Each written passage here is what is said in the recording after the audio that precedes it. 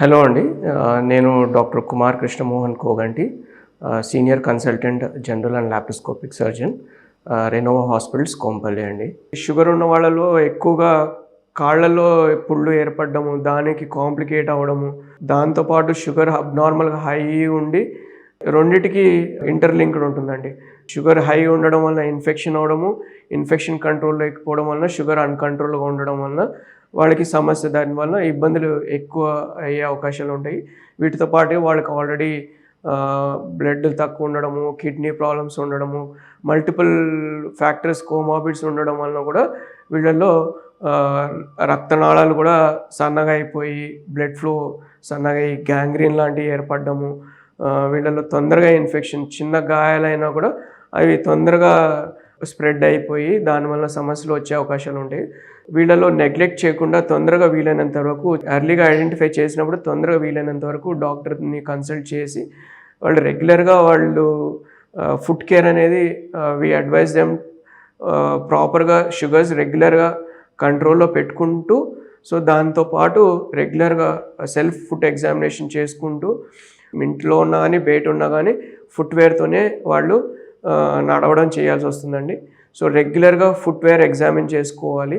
So ఏమైనా కొత్త మార్పులు, ఏమైనా చిన్న కట్స్ కానీ, పగుళ్ళు కానీ, అలాంటి చిన్న స్వెల్లింగ్స్ కానీ, కలర్లో చేంజెస్ వచ్చినా కానీ, ఏదైనా చిన్న వేళ్ళ దగ్గర కానీ ఎక్కడైనా కానీ నల్లగా గ్యాంగ్రీన్ లాంటి లక్షణాలు కానీ అలాంటివి ఏమైనా ఏర్పడినా, కొంచెం వెచ్చగా అనిపించినా, అట్లాంటివి ఏమైనా కూడా ఎమ్మటనే చూయించుకోవాలి. అది తొందరగా ప్రాబ్లం అగ్రివేట్ అవ్వకముందే.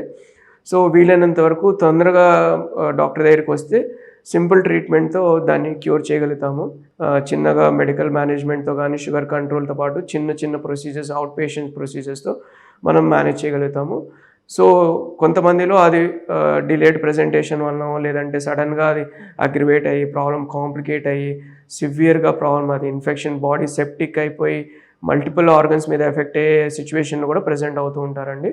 సో ఇది సెల్యులైటిస్, గ్యాంగ్రీన్, క్రిటికల్ ఇస్చీమియా అంటాం. సో దాని తర్వాత నెక్రోటైజింగ్ ఫేషియైటిస్ అంటాం. సెప్సిస్లో ల్యాండ్ అప్ అయ్యి మల్టిపుల్ ఆర్గన్స్ కూడా ఇన్ఫెక్ట్ అయ్యి ఇన్వాల్వ్మెంట్ అయినప్పుడు వస్తూ ఉంటారండి. సో వీళ్ళల్లో వీలైనంత వరకు మనం తొందరగా ఇంటర్వ్యూన్ చేయకపోతే లైఫ్ థ్రెటనింగ్ ఉంటుందండి సిచ్యువేషన్. సో వీలైనంత వరకు ఇంజెక్షన్స్ ద్వారా షుగర్ వీలైనంత వరకు నార్మలైజ్ చేయడానికి ట్రై చేసి, ఆ ఫోకస్ ఆఫ్ ఇన్ఫెక్షన్ని మనం తొలగిస్తేనే మనం షుగర్ని కూడా కంట్రోల్ చేయగలుగుతాం. యాజ్ ఫార్ యాజ్ పాసిబుల్ షుగర్ని కంట్రోల్ చేసుకుని ఇమీడియట్గా వీలైనంత వరకు స్టెబిలైజ్ చేసుకుని పేషెంట్ని యాజ్ ఎర్లీ యాజ్ పాసిబుల్, ఇంత క్రిటికల్ ఉన్న పేషెంట్ని మనం సర్జికల్గా ఏదైతే ప్రాబ్లం ఉన్నదో దాని ఫోకస్ ఆఫ్ ఇన్ఫెక్షన్ని తొలగించాల్సి వస్తుంది. దాంట్లో కూడా రకరకాల ట్రీట్మెంట్ ఉంటాయి. దాంట్లో యాబ్సిస్, చీమగడ్డ ఉంటే దాన్ని యాబ్సిస్ డ్రైన్ చేయడము, తర్వాత గ్యాంగ్రీన్ పార్ట్ ఏదైతే ఉంటే తొలగించడము, కొన్నిసార్లు హయ్యర్ యాంపుటేషన్ కూడా చేయాల్సిన అవసరం వస్తాయండి. టోస్కో, ఈవెన్ మోకాల కిందో మోకాల పై భాగం వరకు యాంపుటేషన్ చేయాల్సి వస్తూ ఉంటుందండి.